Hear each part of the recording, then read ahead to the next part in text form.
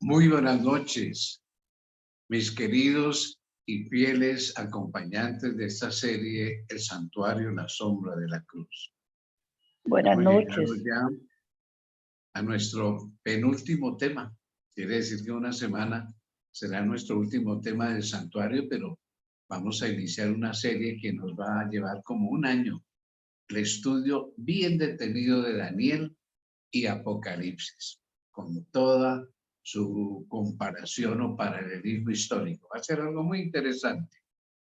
Bueno, esta noche entonces, como es ya nuestra costumbre, vamos a pedir la bendición de nuestro Dios. Quiero agradecer anticipadamente a mi hijo Ronald Alberto Fuentes, que siempre está aquí revisando los temas y prestándonos esta plataforma para hacer posible nuestra transmisión. Por favor, adoptemos una actitud de oración. Vamos a pedir la bendición de nuestro Dios. Nuestro Padre, qué maravilloso eres. Hemos disfrutado de un lindo día, de tus bendiciones, y nos das ahora este privilegio de estudiar tu palabra, de esta doctrina tan fundamental para tu pueblo remanente como es el santuario. Espíritu Santo, por lo tanto, te rogamos, nos asistas a cada uno de los que estaremos conectados, dándonos sabiduría y entendimiento sobre el tema de esta noche. Nuestra oración la elevamos con fervor y reverencia en el nombre sagrado de Jesús. Amén. Amén.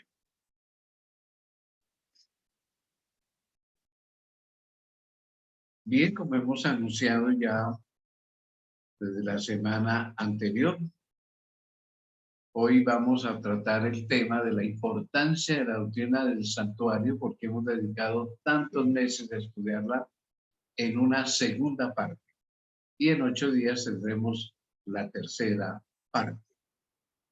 Esta vez coloquemos un título inicial: El santuario y el sábado. En el contexto de una revelación como la que hemos venido estudiando, de cómo llegó poco a poco esta revelación del santuario celestial al pueblo remanente, cómo fue confirmada cada una de las verdades, pues nos llega también la verdad del sábado. El sábado está íntimamente ligado con la doctrina del santuario. ¿Y cómo lo sabemos? Caramba, por ese tesoro tan grande que tenemos del pueblo remanente, de la iglesia adventista, como es el espíritu de profecía. En una visión recibida por la mensajera del Señor el 3 de abril de 1847 en el hogar de los hermanos Howland en Topham, estado de Maine, ella recibe esta visión y después la transcribe, y esto es lo que escribió. Vamos a colocarlo en pantalla. Un poquito largo, pero ustedes van a entender cómo se relaciona esta doctrina del santuario y la confirmación de que el sábado es el día del Señor. Y dice la revelación: experimentamos un extraordinario espíritu de oración, y mientras orábamos, el Espíritu Santo descendió sobre nosotros. Estábamos muy felices. Pronto perdí el conocimiento de las cosas terrenales y quedé arrobada en una visión de la gloria de Dios. Vi un ángel que con presteza volaba hacia mí. Me llevó rápidamente desde la tierra a la santa ciudad, en donde vi un templo en el que entré. Antes de llegar al primer velo, pasé por una puerta. Ese velo se levantó y entré en el lugar santo, en donde vi el altar del incienso, el candelabro con las 7 lámparas y la mesa con los panes de la proposición. Después de ver la gloria del lugar santo, Jesús levantó el segundo velo o cortina y pasé al lugar santísimo. En él vi un arca cuya cubierta y cuyos lados estaban recubiertos de oro purísimo. En cada extremo había un hermoso querubín con las alas extendidas sobre el arca. Sus rostros estaban frente a frente, pero miraban hacia abajo. Entre los dos ángeles había un incensario de oro y sobre el arca, donde estaban los ángeles, un resplandor sumamente luminoso que se semejaba a un trono en donde moraba Dios. Junto al arca estaba Jesús, y cuando las oraciones de los santos llegaban a él, el humo del incienso surgía del incensario y Jesús las ofrecía a su Padre con el humo del incienso. Dentro del arca estaba el vaso de oro con el maná, la florida vara de Aarón y las tablas de piedra que se plegaban la una sobre la otra como las hojas de un libro. Jesús las abrió y vi en ellas los 10 mandamientos escritos por el dedo de Dios. Tremendo, ¿no? En una tabla había cuatro mandamientos y en la otra 6.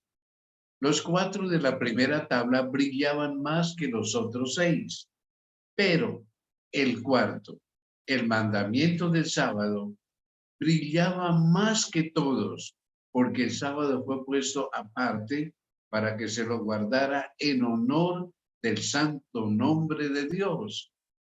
El santo sábado resplandecía, rodeado de un nimbo de gloria.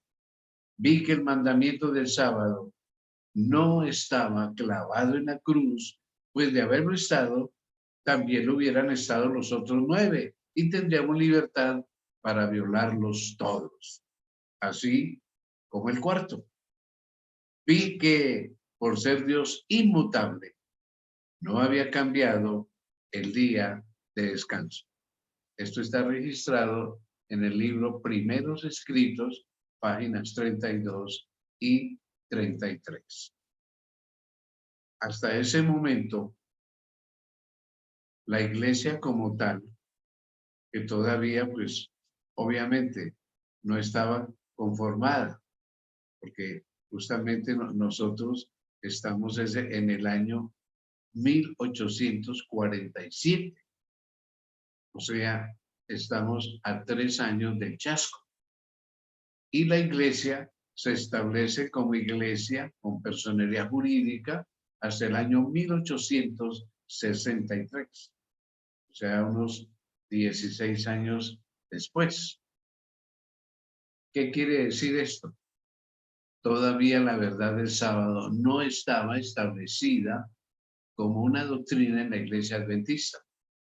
Pero con esta visión, Dios revela que el día sábado sí está vigente, así todas las demás denominaciones lo hayan clavado en la cruz.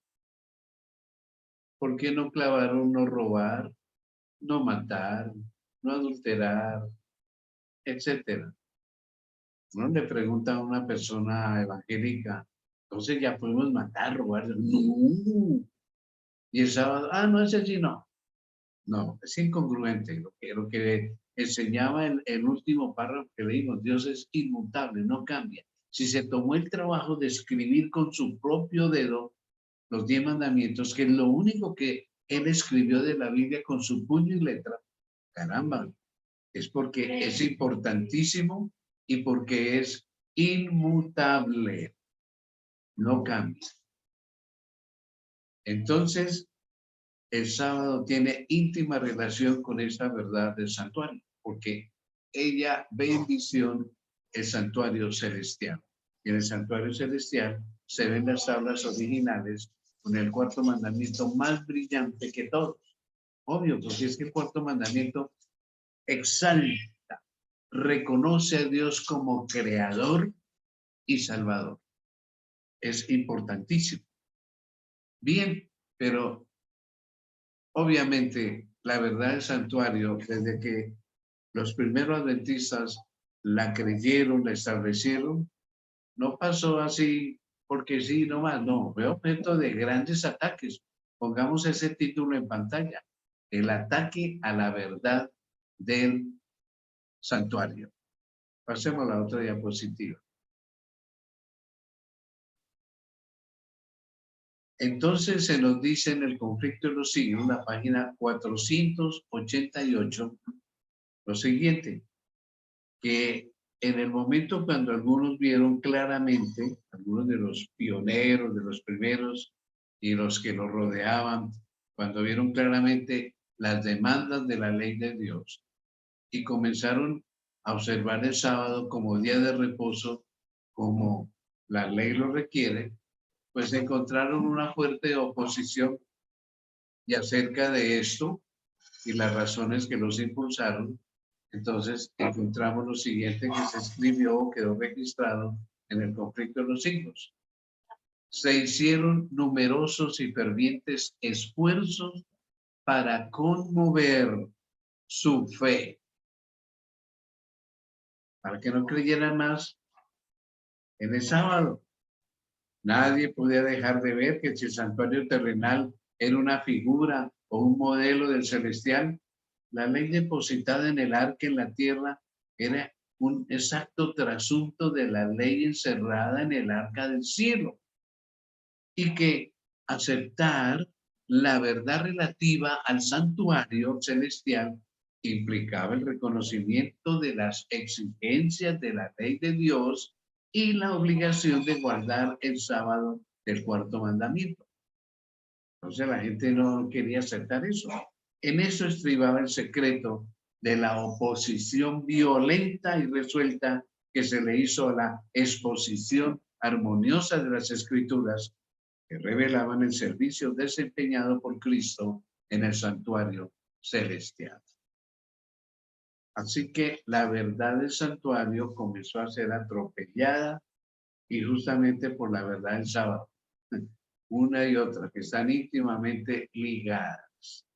Hubo oposición, hubo críticas, todo lo que ustedes se puedan imaginar, burlas, y hasta el día de hoy es así. Los guardadores del sábado son tildados de legalistas, son tildados de fanáticos, que somos salvos por la ley. No, error. Nosotros somos salvos por la fe en Cristo Jesús, en lo que Él ha hecho por nosotros, por lo que Él está haciendo y por lo que Él hará. La salvación viene de Jesús, no de guardar el sábado. Simplemente en el santuario terrenal, como es en el santuario celestial, Dios estableció un día para detenernos más detenidamente a pensar en Él como creador poderoso, no en la evolución, creador y salvador. No es de extrañarse entonces que en los años subsiguientes de la iglesia adventista, pues hubo un poco de apóstatas. Veamos. Gente que atacó la verdad del sábado. Por ejemplo, esto ocurrió con los pastores Snook, Brinkerhoff, quienes eran administradores de la Asociación de Iowa y que se apartaron de la iglesia a mediados de 1860, junto con Dudley M. Camwright, un pastor de mucha influencia que dejó la iglesia adventista en 1887 para convertirse en un acervo enemigo y crítico. Hay un libro que él escribió, le han puesto distintos títulos y los vemos en las librerías evangélicas hasta el día de hoy. ¿Por qué no soy adventista? También le dan el título Mi abjuración del adventismo. Por ahí lo he visto. Un crítico terrible. Y bien vale la pena que algunos de ustedes, mis hermanos, si no conocen la historia de este hombre, Camwright, la podamos conocer. Porque este Camwright fue un joven que llegó de 19 años a Nueva York y allá conoce la iglesia adventista. En poco tiempo, después de unos meses de estudio, se bautiza y él, en poco tiempo, pues se convierte en un líder muy fervoroso, era muy elocuente. En pocos años fue ordenado pastor y en esos tiempos había una moda en las iglesias protestantes, la iglesia evangélica, y es que en los pueblos, en las ciudades, levantaban tarimas y en esas tarimas, obvio, no había equipos de sonido, era voz en cuello, se enfrentaban pastores de distintas denominaciones. Por ejemplo, este pastor Cambrai se destacó por ser un defensor de la verdad adventista, pero elocuente y tremendo, con muchos textos en su mente, con una elocuencia y una voz atronadora. Desafiaron a varios pastores bautistas y la gente en ese tiempo, a quien veía que ganaba la controversia, que ganaba, llamémoslo así, la pelea, se bajaba ese orador, se iba para su iglesia y la gente se iba detrás del ganador. Entonces, Dudley Cartwright se convirtió en un ganador y un defensor, un campeón de la verdad impresionante. Como en esos tiempos ya no habían equipos de sonido, tenían que hablar voz en cuello. Él se enfermó de la garganta, de sus cuerdas vocales, y tuvo que ir a una escuela de recuperación especializada en asuntos de la voz. Allá estuvo con otro pastor, se hicieron muy amigos y los dos estaban en recuperación y ya después de más de un mes de tratamiento, esa institución entonces los envía a una práctica en un parque. Y en ese parque ponen la tarima y allá va a practicar con las técnicas que le enseñaron el pastor Cambrai. Y lógico, él tiene una defensa de la fe impresionante. Ganó. Y entonces, de vuelta, dejó un poco de gente en la iglesia y después de que salieron de la iglesia, se sentó por allá en un parque con su compañero que estaba también en tratamiento. Y entonces el compañero le dijo, uy, pastor Cambrai, qué talento que Dios le ha dado. Muy impresionante su defensa de las doctrinas adventistas. Lo felicito. Dijo, hombre, muchas gracias. Lástima que esta fe de nosotros sea tan pequeñita. ¿Y cómo así tan pequeñita? Sí, somos una iglesia insignificante. Yo estuviera en otra iglesia, como la bautista, como la presbiteriana, la metodista, pues sería hasta más destacado, más famoso. Y el compañero abrió los ojos y le dijo, pastor Cambrai, ¿qué está diciendo usted? Esta fe adventista es la que lo está haciendo usted grande, un campeón de la fe. Ay, ¿cómo se le ocurre decir que nuestra iglesia es insignificante? Dijo, sí. Con esto demostró Cambrai que aunque defendía la fe, no estaba totalmente convencido, quería fama, el orgullo, la tentación de Satanás en el cielo, la vanagloria, el aplauso, el liderazgo. Y sí, este hombre desafortunadamente, unos años después, se salió de la iglesia, duró por fuera un año, volvió, se arrepintió, pidió estar otra vez en el ministerio, se lo concedieron, para saber que un par de años después definitivamente se salió de la iglesia,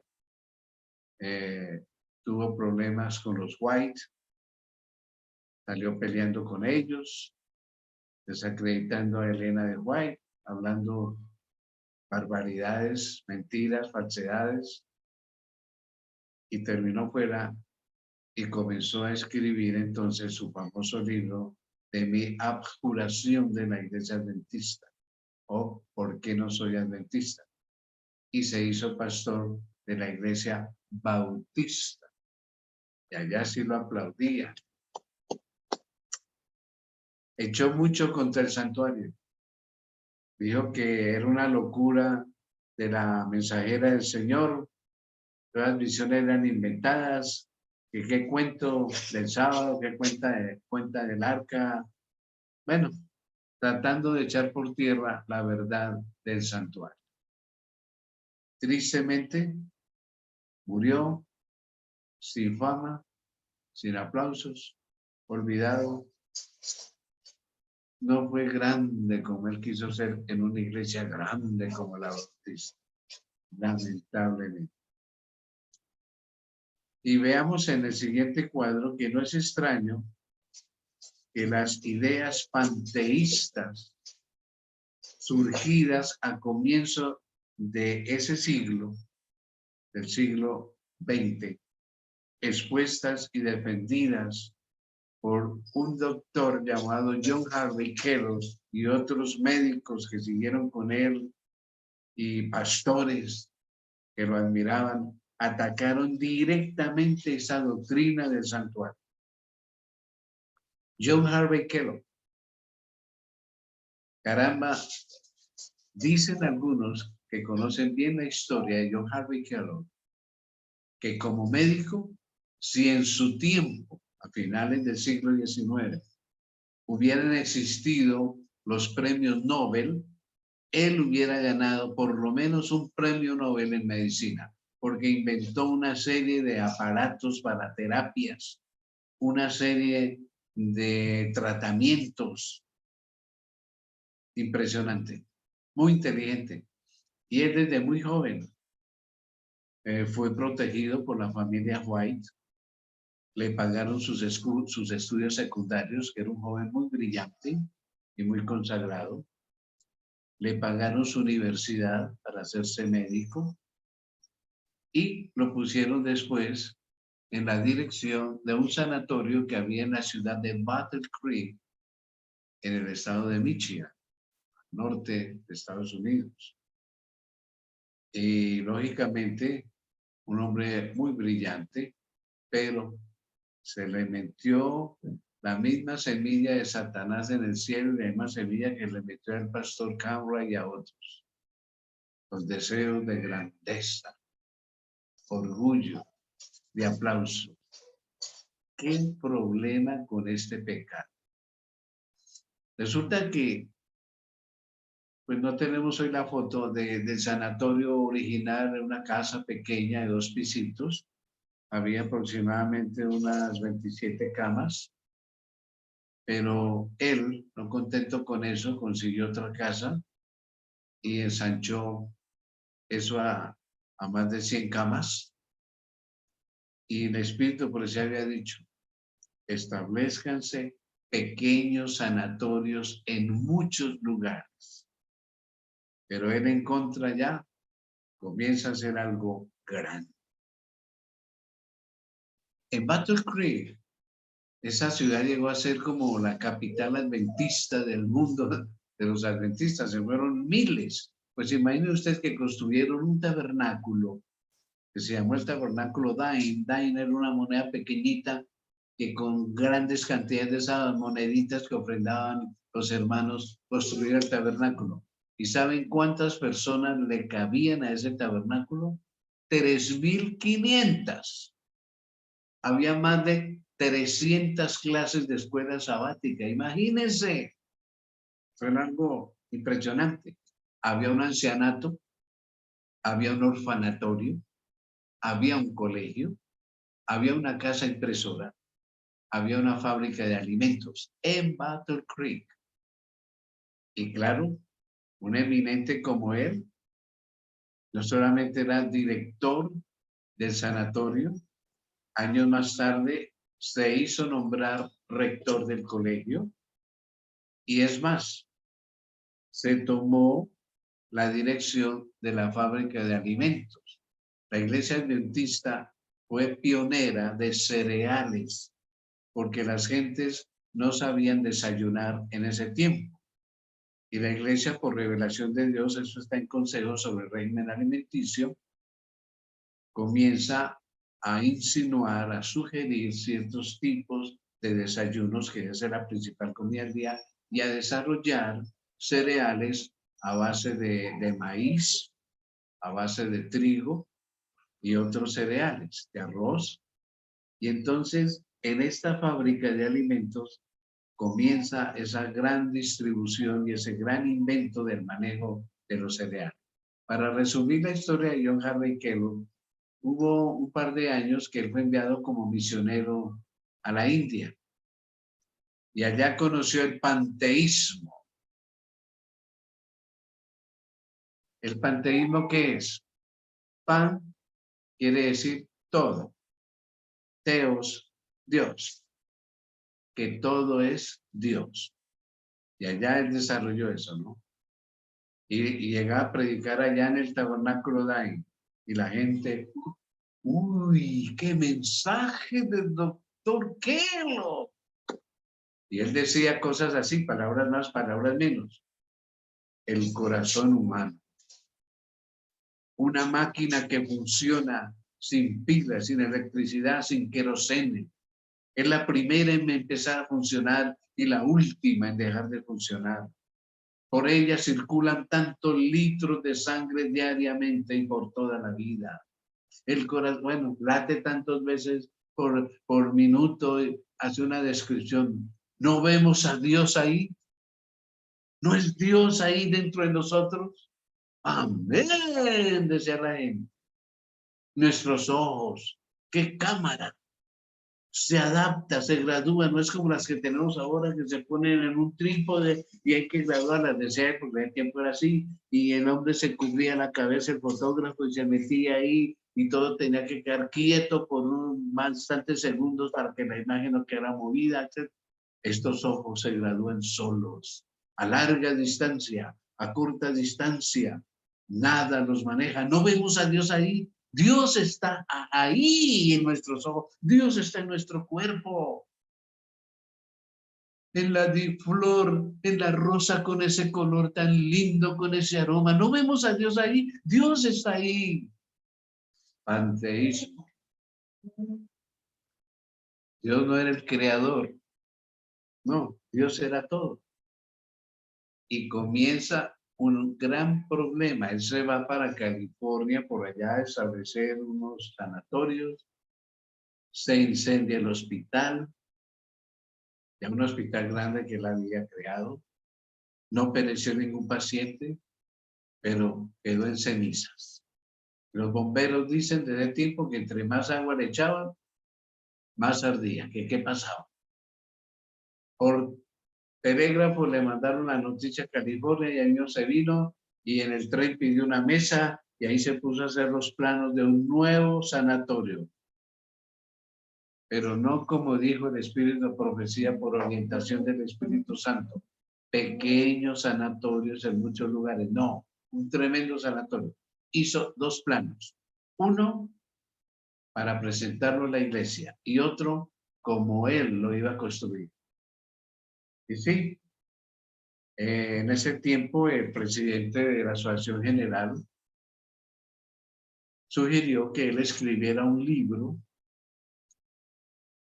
sobre medicina sencilla y tratamientos y que fuera vendido y que las ganancias de ese libro fueran para construir el nuevo sanatorio. Y él escribe un libro que se llama Living Temple, templos vivientes, el cuerpo como un templo viviente. Y claro, lleno de las ideas panteístas. En ese tiempo, la mensajera del Señor está en Australia y Dios en visión le mostró el problema. Resulta que este señor lleva allá a la casa impresora en Battle Creek su manuscrito para que sea impreso su libro. Y la mañana en que la Junta se iba a reunir para aprobar y cotizar el libro, la impresión del libro del doctor Kellogg, llega el cartero, como era en ese tiempo, con un pito como los que utilizan los árbitros de fútbol, correo, y sale el gerente recibe las cartas y mientras llega a la sala de juntas, va mirando los sobres y encuentra uno que dice, remite Elena de White de tal pueblo en Australia. Él no se aguanta, llega a la sala de juntas, se sienta en silencio, abre el sobre, saca la carta y empieza a leer. Dicen los que estaban en esa reunión que el rostro de él empezó a empalidecer y a sudar. Y alguien le preguntó, ¿malas noticias? Sacó el sobre que era con estampilla en el tiempo y sellos que tenían la fecha y le dijo al compañero de lado, ¿qué fecha lees ahí? Tal fecha. ¿Cuánto hace? Dijo, hace 2 meses. Esta carta salió hace 2 meses de Australia. Eso se demoraba el correo porque tenía que ir en barco, después llegar a un puerto de Estados Unidos, de ahí en tren, etcétera. 2 meses. Y él dijo, ¿quién le dijo a Elena de White que hoy íbamos a estudiar la impresión del libro del doctor Kerr? Ella dice que no debe imprimirse porque está lleno de ideas y herejías que Dios no ha inspirado al doctor John Harvey Kerr. Todo el mundo quedó mudo. No se imprimió, obvio que no. Pero más tarde, un tiempo después, él convenció a otro no gerente, estaba listo todo para imprimirlo, habían traído 2 toneladas de carbón, se estalló también otro incendio, dice el espíritu de profecía, espada de fuego del Señor. Se quemó toda la casa editora, se quemaron todas las planchas del libro de Kellogg y ardió 2 meses ese edificio porque habían 2 toneladas de carbón que los bomberos no pudieron apagar. Bueno, hasta aquí la historia para decir que finalmente el doctor Kellogg salió de la iglesia sin pena ni gloria, construyó un sanatorio de varios pisos enorme. Dice la historia que empleó 10.000 metros cuadrados de mármol en sus pisos. Consiguió prestados dineros de varios inversionistas, creyendo que iba a tener un éxito rotundo y que con el dinero de los pacientes iba a pagar, pero pasaron los años, no pudo pagar, comenzaron a cobrarle, lo embargaron, pusieron en remate al hospital, tan grande que nadie podía comprarlo y finalmente, y existe hoy, el estado de Michigan lo compró, fue el único que pudo comprarlo y existe hasta el día de hoy. John Harvey Kellogg tuvo un final solitario, olvidado, triste. Algunos dicen que perdió una pierna, otros dicen que para enterrarlo hicieron una colecta en ese pueblo, compraron unas tablas con clavos, serrucho, hicieron un cajón cualquiera y lo enterraron. Eso dicen algunos historiadores. Atacó la doctrina del santuario, atacó la doctrina de la palabra de Dios. Así termina todo aquel que se rebela contra la palabra de Dios. Qué final tan terrible, tan tremendo. Y algo que llega hasta nuestros días. La fábrica de alimentos, voy a usar un término muy castizo, se la robó. Se robó la fábrica de alimentos y se le entregó a manejar a un hermano de él que se llamó William Kellogg. Hasta el día de hoy, los dueños son los descendientes de Willie Kellogg y son los productos Kellogg's, con Rice Krispies, con todos esos productos Kellogg's azucarados hoy por hoy, que los originó la iglesia adventista. ¿Cómo les parece? Tremendo, ¿no? Qué historias. Pero bueno, sigamos adelante porque en relación con todo esto que yo les acabo de contar, el espíritu de profecía escribió palabras de advertencia y estas fueron escritas el 20 de noviembre de 1905. O sea, recién pasada toda esta crisis que levantó el señor John Harvey Kellogg. Y escribió lo siguiente. Vamos a ponerlo en pantalla a ver si lo podemos leer. Dice, a los médicos misioneros y pastores que han estado bebiendo de los sofismas científicos y las fábulas engañosas contra las cuales habéis sido advertidos, os digo, vuestras almas están en peligro. El mundo debe saber dónde estáis parados y dónde están parados los adventistas del séptimo día. Dios llama a todos los que han aceptado estos engaños destructores del alma a que no vacilen más entre dos opiniones. Si el Señor es Dios, seguidle. Qué tremendo, ¿no? Satanás con todas sus huestes está en el campo de batalla. Los soldados de Cristo deben reunirse en torno del estandarte ensangrentado de Emmanuel, de Cristo. En el nombre del Señor, dejad el estandarte negro del príncipe de las tinieblas y ubicaos junto al príncipe del cielo. Súplica por el desastre tan tremendo. Y obviamente, ahí está involucrada la doctrina del santuario, porque era la columna vertebral de la iglesia y lo es hasta el día de hoy. Por eso he dicho varias veces, nosotros quitamos esta doctrina y quedamos como cualquier iglesia evangélica. Cree en el Señor Jesús y serás salvo, tú y tu casa. Y nada más. Vamos a leer el siguiente consejo. El que tiene oídos para oír, oiga. Leed vuestras Biblias desde un terreno más elevado bajo la institución que me ha sido dada por Dios. Presento estas cosas delante de vosotros. Está cercano el momento cuando los poderes engañosos de los instrumentos satánicos se desarrollarán plenamente. De un lado está Cristo, a quien le ha sido dado todo poder en el cielo y en la tierra.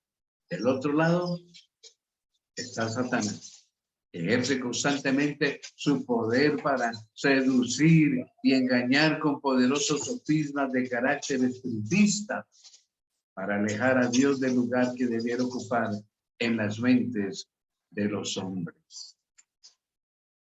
Satanás se esfuerza constantemente por crear suposiciones fantásticas acerca del santuario y degrada las maravillosas representaciones de Dios y el ministerio de Cristo para nuestra salvación en algo que satisfaga la mente, pero la mente carnal. Elimina su poder rector de los corazones de los creyentes, Satanás, y pone en su lugar teorías fantásticas inventadas para invalidar las verdades de la expiación y destruir nuestra confianza en las doctrinas que hemos considerado sagradas desde que se dio el mensaje del tercer ángel por primera vez. De ese modo, extirpa la fe en el mismo mensaje que ha hecho de nosotros un pueblo diferente y que le ha dado significado y poder a nuestra obra. Esto está en especial testimonios especiales, serie B número 7, páginas 16 y 17. Nótese que se habla específicamente del santuario y todo lo que tiene que ver con él, las doctrinas que emanan. Mis hermanos, mientras se desarrollaba esa crisis panteísta a finales del siglo XIX y comienzo del siglo XX, la mensajera del Señor asistía a una sesión del Congreso de la Asociación General efectuada en 1905 y pronunció palabras que son significativas para nosotros todavía hoy y que no me cohíbo en hacérselas saber a ustedes y colocarlas en pantalla. ¿Por qué? Porque dice lo siguiente, y esto ya para nosotros.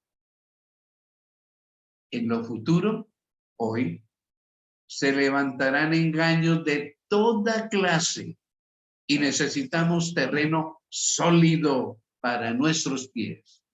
Eso es lo que hemos tratado de hacer en toda esta serie, dar un terreno sólido. Necesitamos columnas sólidas para la edificación. Ni un alfiler ha de ser quitado de lo que el Señor ha establecido. Amén. El enemigo introducirá falsas teorías, tales como la doctrina de que no hay santuario. Y eso lo estamos oyendo por ahí. Este es uno de los puntos que inducirán a algunos a apartarse de la fe.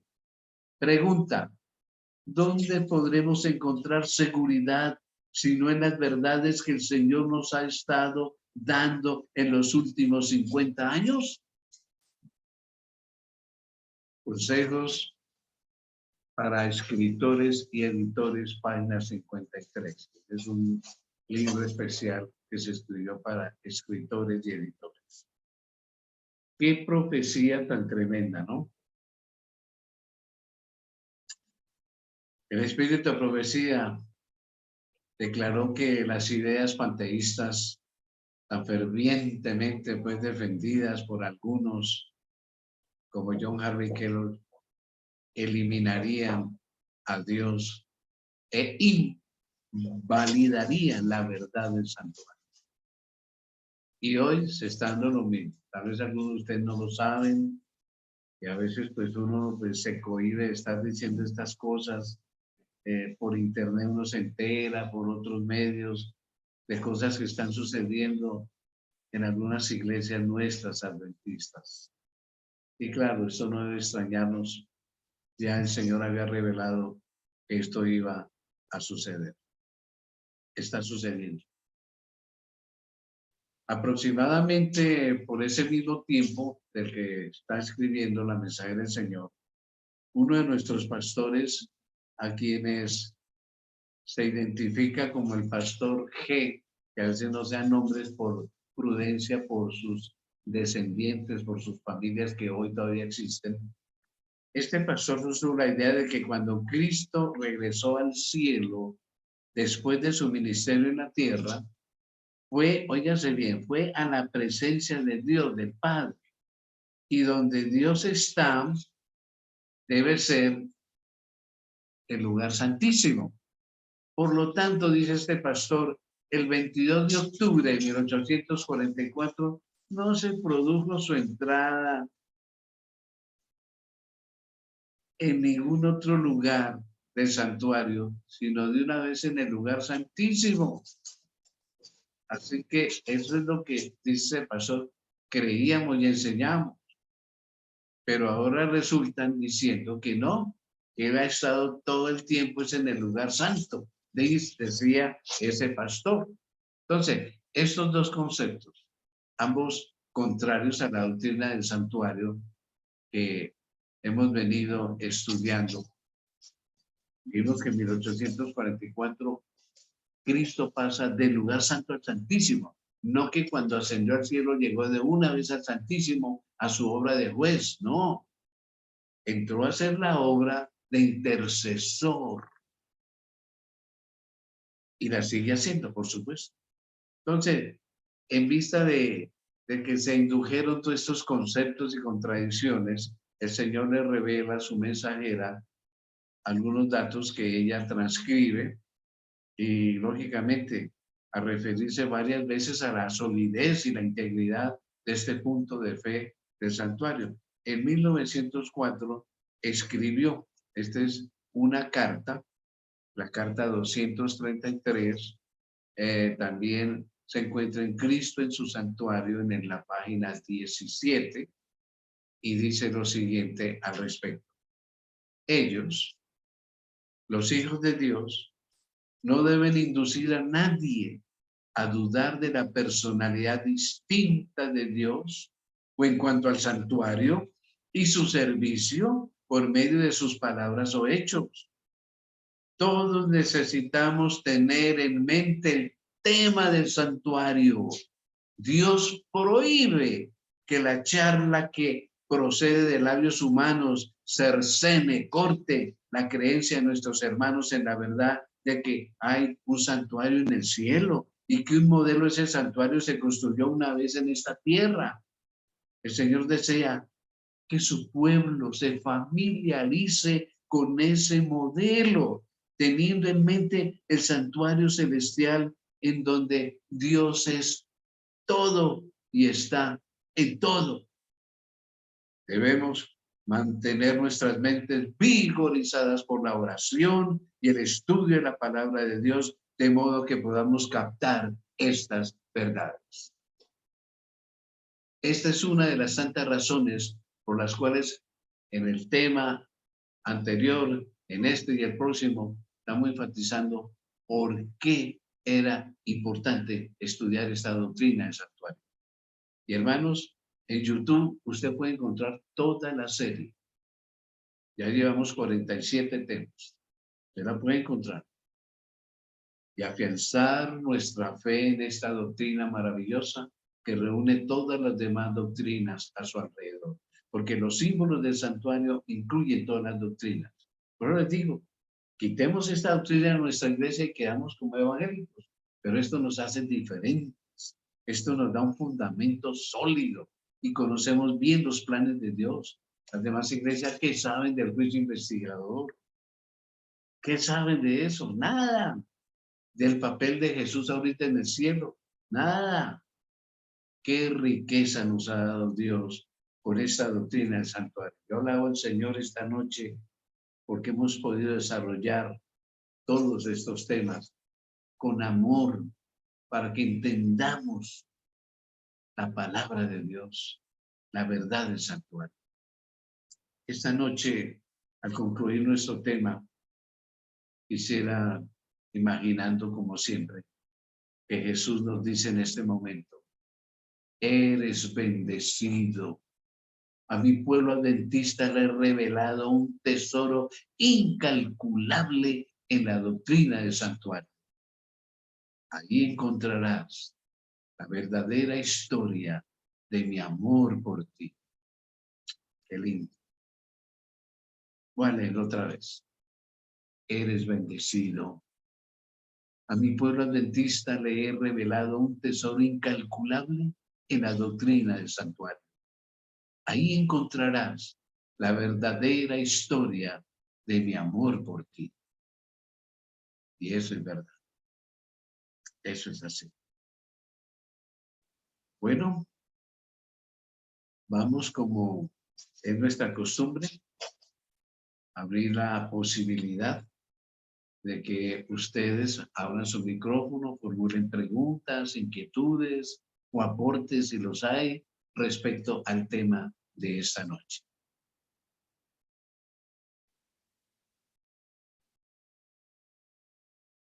¿Hay alguna pregunta sobre el tema de esta noche? ¿O algún aporte? También será muy lindo. Pastor, buenas noches. Un aporte al tema. Adelante, hermano Jairo Murillo, esa voz es la suya, ¿cierto? Sí, señor. Gracias, pastor. Con respecto al tema de esta noche, del panteísmo, eso tiene que ver también con la nueva era, ¿no? Y parte de la nueva era es la confesión positiva. Uno de los pioneros en la actualidad de la nueva era y de la confesión positiva es el cura Gallo. Él fue desfraternizado de la Iglesia Católica y él es un pionero fuerte en el tema de la nueva era y la confesión positiva. Es el aporte. Muchas gracias. Muy al punto. Muchas gracias, hermano Murillo. Muy bueno su aporte. ¿Alguien más desea intervenir, aportar, preguntar?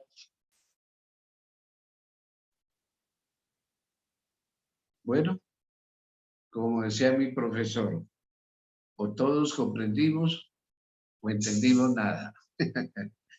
Bien, terminemos nuestra sesión agradeciendo al Señor porque nos dio esta oportunidad esta noche de estudiar esta parte del santuario. Padre, muchas gracias por esta doctrina que nos has dado a conocer. Y gracias por el espíritu de profecía. Qué regalo. Qué mensajes. Espíritu de Dios, afianza estos conocimientos, estos conceptos de fe en nuestro corazón. Permítenos saber plenamente que Jesús es nuestro intercesor, nuestro juez, nuestro abogado y nuestro salvador, para que eso nos motive a ser fieles hasta el final. Gracias por oírnos. Lo hacemos en el nombre que es sobre todo nombre, el nombre de Jesús. Amén.